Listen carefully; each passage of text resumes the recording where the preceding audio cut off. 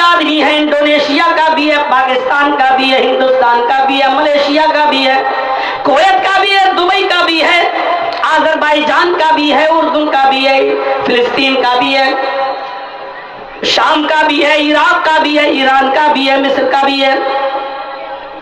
दुनिया के चप्पे चप्पे से इंसान आए हुए हैं, सबके पास एक ही कपड़ा है, रंग और नस्ल और जात और बिरादरी को, ऊंच नीच को भूले हुए हैं और एक आवाज में चीख रहे हैं, लब्बैक लब्बैक अल्लाहुम्मा लब्बैक ला शरीक लक लब्बैक। गौर करो एक एक जुमले पर, लब्बैक लब्बैक, मैं हाजिर हूँ, अल्लाहुम्मा लब्बैक, अल्लाह मैं हाजिर हूँ। जैसे कोई मुजरिम कोर्ट में आकर अपने आप को सरेंडर करते हुए कह रहा हो कि मैं हाजिर हूँ, मैंने सरेंडर कर दिया है, अब मुझे हल्की फुल्की सजा देकर एक जीने का मौका दिया जाए। कोर्ट उसको जेल भेज देता है और फिर वहां से निकाल कर कहता है कि इसको सुधरने का एक चांस दिया जाए।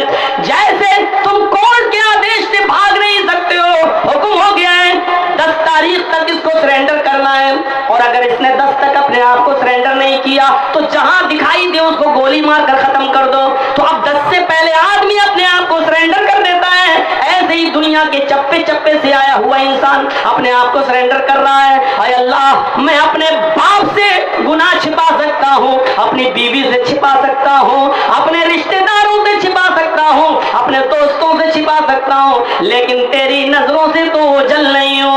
आज हम अपने सर पर गुनाहों की गठरी लाद कर लाए हैं। हाय अल्लाह, मैंने अपने आप को तेरे आगे सरेंडर कर दिया है, हाजिर हूँ, आय अल्लाह मेरे गुनाहों को बख्श दे। ऊपर से आवाज आती है, आए फरिश्तों गवाह रहना, मैंने अपने बंदों के गुनाह को इस तरह माफ कर दिया है, कमा वलदतहा उम्मुहा, जैसा कि इनकी माओं ने आज ही इनको जन्म दिया है, जैसे इनकी माओं ने आज ही इनको पैदा किया है। उधर भी तकवा, एक अल्लाह का डर, एक अल्लाह का खौफ अगर ये निकल जाए, ये खौफ नहीं है। एक पागल और सरफिरा पैदल गया था हज करने, याद है ना,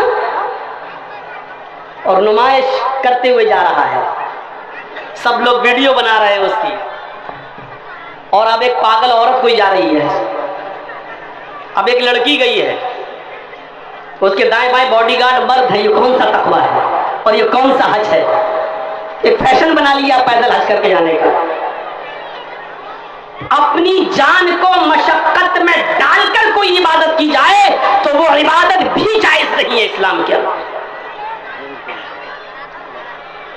अल्लाह के नबी के जमाने में एक आदमी लेटता हुआ लुढ़कता हुआ कहीं जा रहा था, तो आपने कहा कहाँ जा रहा है? कहा खाने काबा का तवाफ करने। लेटता लुढ़कता हुआ, कहा इसने मिन्नत मानी थी कि अगर मेरा ये काम पूरा हो जाए तो हम लेट कर पैदल लेटते हुए लुढ़कते हुए जाएंगे। अल्लाह के नबी ने कहा इससे कहो कि अपनी कसम तोड़े, अल्लाह को ऐसी इबादत पसंद नहीं जो अपनी जान को तकलीफ में डालकर की जाए।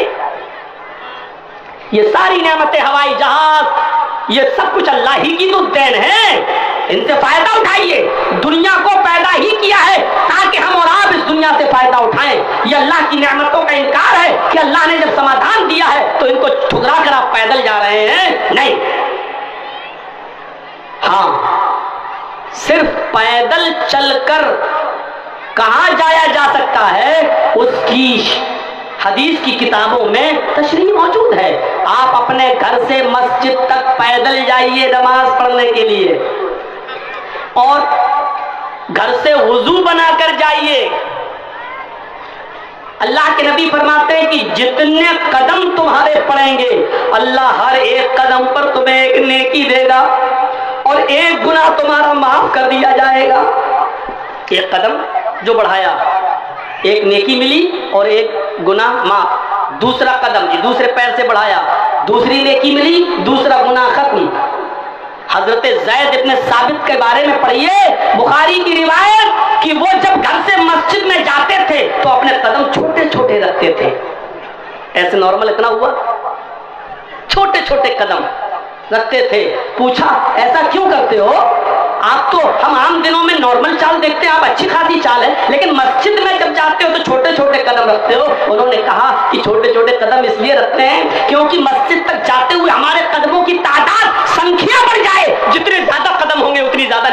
होंगी और उतने ज्यादा गुनाह माफ हो जाएंगे। ये है मस्जिद में। अब बगल में मस्जिद, मोटरसाइकिल मस्जिद में जाके खड़ी कर दी, अरे तो ठंडी हो गई होगी, पहले बहुत गर्म अब बहुत ठंडी। तो मेरे भाइयों, ये शरीयत कह रही है, शरीयत। तो हज में भी मसले सीखते जाइए, थोड़े थोड़े मसले में बताता जाता हूँ यार। कागज दे दीजिए, दाढ़ी हरी भी गिर गई, इसको वीडियो से काट देना, नहीं तो पूरी दुनिया में वायरल हो जाएगी। इतना हिस्सा काट दीजिएगा। तो मेरे भाइयों सुन लीजिए, ये शरीयत है। तो बात आगे बढ़ जाएगी, फिर वहीं आ रहा हूं। हज के अंदर भी तकवा। अगर कोई आदमी नुमाइश करते हुए जा रहा है, तकवा नहीं, और इस नुमाइश में वो भी शामिल है। आपके यहाँ होता कि नहीं होता हमें नहीं मालूम। हाजी साहब हज करने जा रहे हैं, रिश्तेदार आ रहे हैं, फूल डाल रहे हैं, माला पहना रहे हैं, गुलाब के फूल लेके आ रहे हैं, तो हाजी साहब दुआ करिएगा मेरे लिए भी। और घर से लेकर स्टेशन तक हाजी साहब फूल और माला गले में डाल के जा रहे हैं नुमाइश करते हुए। ये भी नुमाइश में शामिल है, ये भी रिया और नमूद में दाखिल है। हज उतनी बड़ी इबादत नहीं है जितनी बड़ी इबादत नमाज है। क्या कभी किसी नमाजी के गले में हार और फूल डाला आपने? तो फिर हाजी साहब के गले में क्यों डालोगे आप? ठीक है, मिठाई के डब्बे तक तो ठीक है, जब जा रहे हो लीजिए भाई, एक मिठाई का डब्बा ले लीजिए, हाजी साहब जा रहे हैं आप, अल्लाह ताला आपके हज को कबूल फरमाए। ये तरीका होना चाहिए।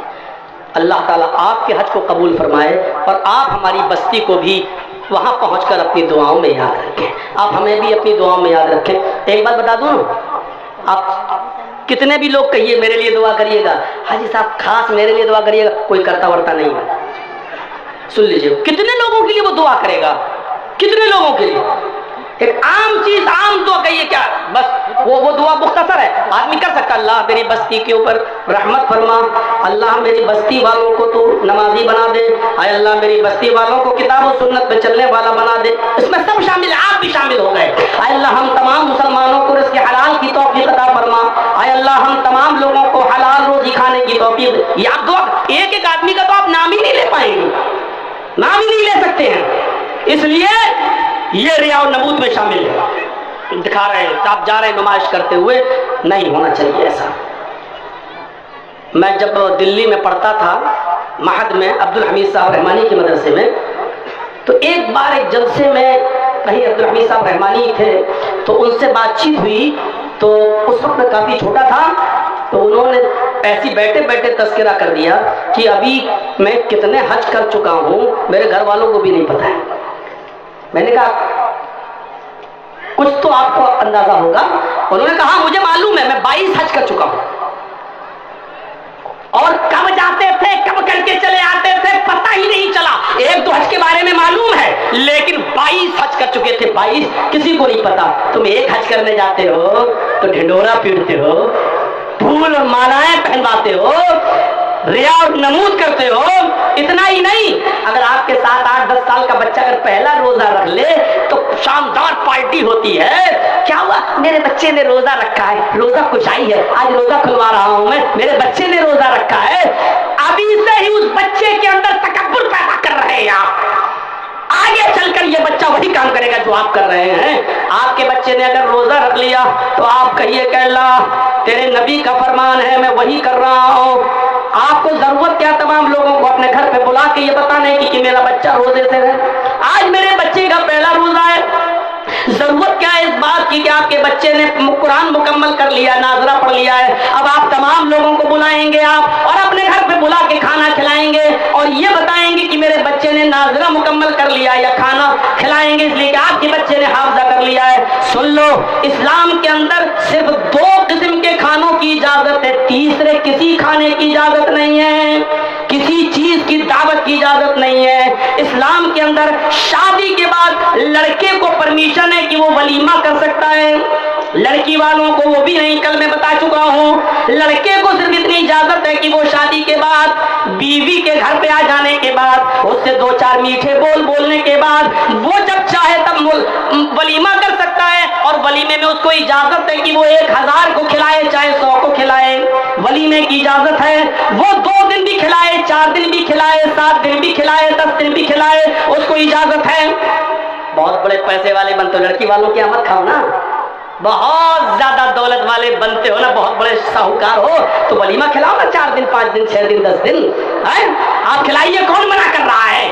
लड़के वालों को परमिशन है कि वो वलीमा खिला सकते हैं लड़का। एक खाना ये, और दूसरा खाना अकीके का है। 7वें दिन अकीका होगा और उस दिन आप रिश्तेदारों को बुला सकते हैं, लेकिन आपके अकीके में गरीब लोगों का आना जरूरी है।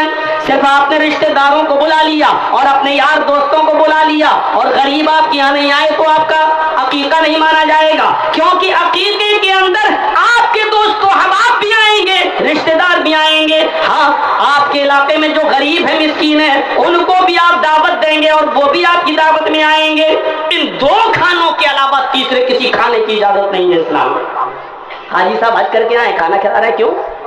इबादत तेरे ऊपर हज फर्ज तक कर लिया, अब तू खाना क्यों खिला रहा है?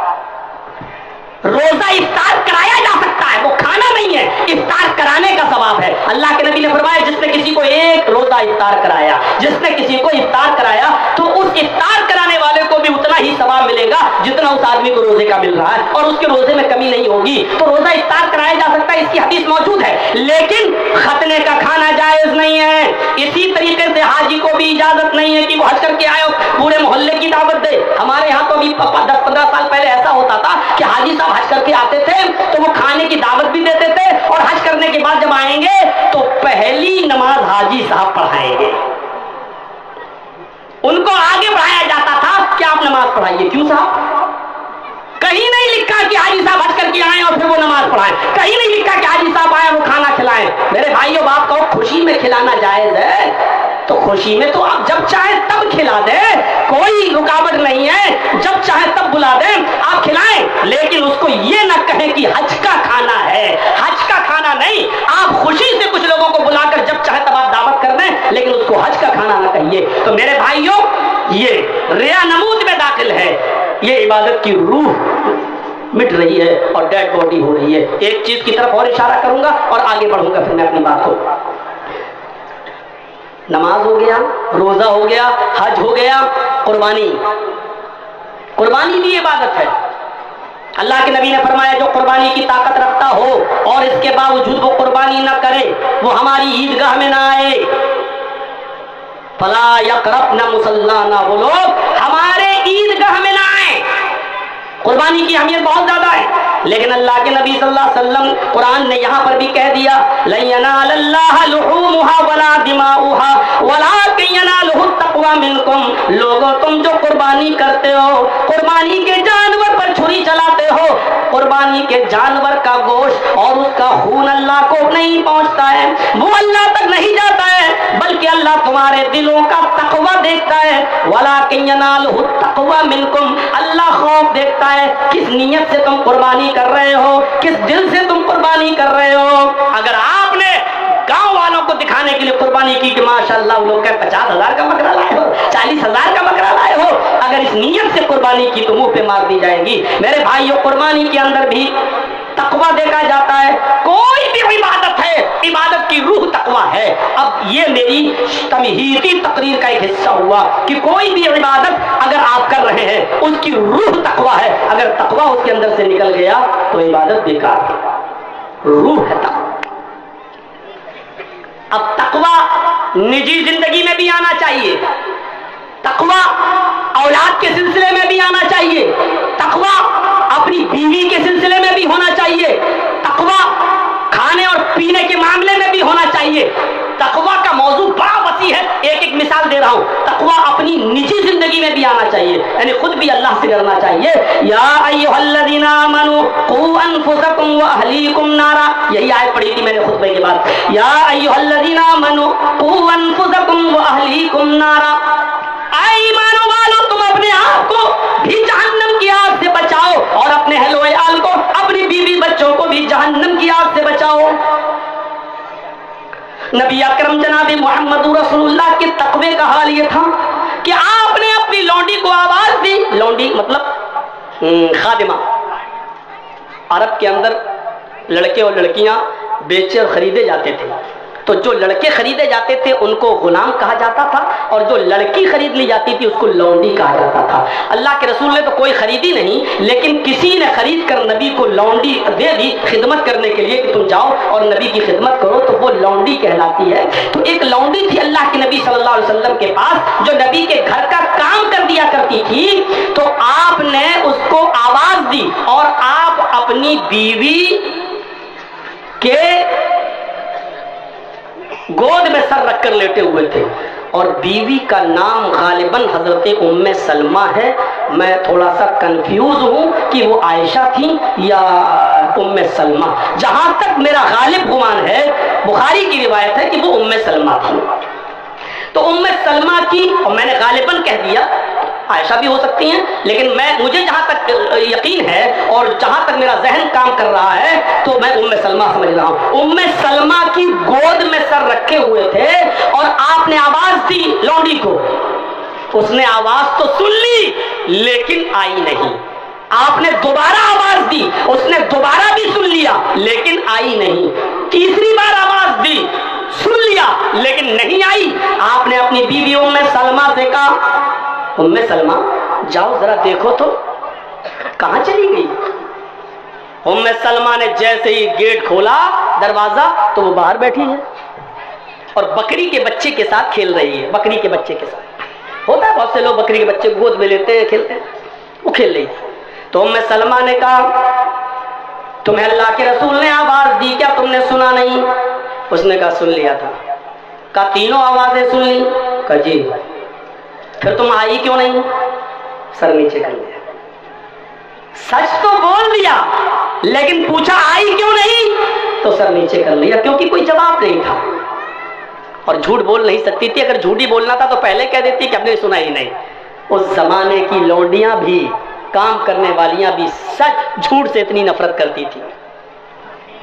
کہاں آواز سنی پھر آئی کیوں نہیں, سر نیچے کر لیا, کیونکہ جو جواب دیتی وہ جھوٹ ہوتا, جان بوجھ کے نہیں آئی. کہا ٹھیک ہے چلو بلا لی, چلو تمہیں اللہ کے نبی بلا رہے ہیں. تو اللہ کے رسول صلی اللہ علیہ وسلم نے اس سے پوچھا کیا تم نے میری آواز سنی؟ حضرت ام سلمہ کہتی ہیں کہ اللہ کے رسول اس نے آپ کی تینوں بار آواز سن لی لیکن پھر بھی نہیں آئی. آپ نے کہا ام سلمہ اب تم خاموش ہو جاؤ. آئے لونڈی, کیا تو نے میری آواز سنی تھی؟ اس نے کہا جی. دوسری بھی آواز سنی تھی؟ کہا جی. تیسری بھی سنی تھی؟ کہا جی. دیکھ رہے ہیں ام سلمہ نبی کی بیوی ہیں, نبی سے کہہ رہی ہیں کہ آپ کی آواز سن چکی تھی پھر بھی نہیں آئی. تو اللہ کے رسول نے ام سلمہ کی بات پر کان دھرتے ہوئے فوراً اس کو سزا نہیں دی, بلکہ تحقیق کر رہے. اس سے بھی پتہ یہ چلا کہ جب تک دونوں کی باتیں نہ سن لی جائیں کسی کو فیصلہ نہیں کرنا چاہیے. کوئی بھی آدمی الٹی سیدھی بات آپ سے کہہ سکتا ہے, اس لیے کوئی آدمی کہے جرجی صاحب میری بیوی ایسی ہے, بس ہو سکتا ہے تم جو بول رہے ہو صحیح ہو, لیکن جب تک تمہاری بیوی کی بھی بات نہیں سنیں گے تب تک ہم کیسے کہتے ہیں کہ تم صحیح بول رہے ہو وہ صحیح بول رہا ہے. یہ ہونا چاہیے میرے بھائی جو دونوں طرف سے بات سنی جانی. اللہ کے نبی کی بیوی کہہ رہی ہے کہ آپ کی بات سنی ہو پھر بھی نہیں آئی. آپ نے کہا بس اب تم بتاؤ تم نے سنی؟ ہاں. دوسری بھی سنی؟ ہاں. تیسری بار بھی سنا؟ ہاں. پھر کیوں نہیں آئی؟ کہا بس ویسے ہی نہیں آئی. آپ نے مسواک نکالی. مسواک سمجھتے ہیں نا, یہ کان میں رکھی رہتی تھی اللہ کے رسول کے. اس زمانے میں پاکٹ واکٹ نہیں ہوتی تھی نا, کپڑا پہنا مسواک کیا, مسواک کان میں لگی, نماز پڑھنا شروع کر دیا. مسواک ہر وقت کان میں لگی رہتی تھی. جب بھی نماز کا ٹائم ہوا مسواک نکالی, مسواک کرنا شروع کر دیا اور پھر مسواک کو کان میں لگایا اور نماز پڑھنا شروع کر دیا. تو میرے بھائیوں یہ مسواک کان میں لگی رہتی تھی. اللہ کے نبی صلی اللہ علیہ وسلم نے وہ مسواک کان سے نکالی, اس لڑکی کو, اس لونڈی کو قریب کیا اور ایسے کر کے, ایسے آواز سن کے بھی نہیں آئی تھی, ایسے کر کے جو ہی مارنا چاہا اس کے کاندھے تک مسواک جاتی ہے, ٹچ نہیں ہوتی ہے, کاندھے تک یہاں تک گر جاتی ہے اور پھر مسواک کو واپس کر لیتے ہیں اور کان میں لگا لیتے ہیں. جاؤ آئندہ خیال رکھنا. یعنی مار رہے تھے, مارا نہیں. ام سلمہ نے کہا اللہ کے نبی एक दो बार उसको सजा दे देना चाहिए, वरना वो सर पे चढ़ जाएगी। आपकी ढील की वजह से ये सर पे चढ़ चुकी है। आपने मिसवाक निकाल ही ली थी तो मारा क्यों नहीं? उसको मार देना चाहिए था। मिसवाक से कितनी चोट लगती, कितनी लगती। यहां तो डंडों से पीटा जाता है, बांध के पीटा जाता है, मिसवाक से कितनी लगेगी। यहां तो गोलियों से भून दिया जाता है। अब बार बार किसी गांव का नाम नहीं लूंगा। मेरे भाइयों तसव्वुर करें आप, मिसवाक से कितनी लगेगी किसी को। मारना चाहा लेकिन वापस कर लिया।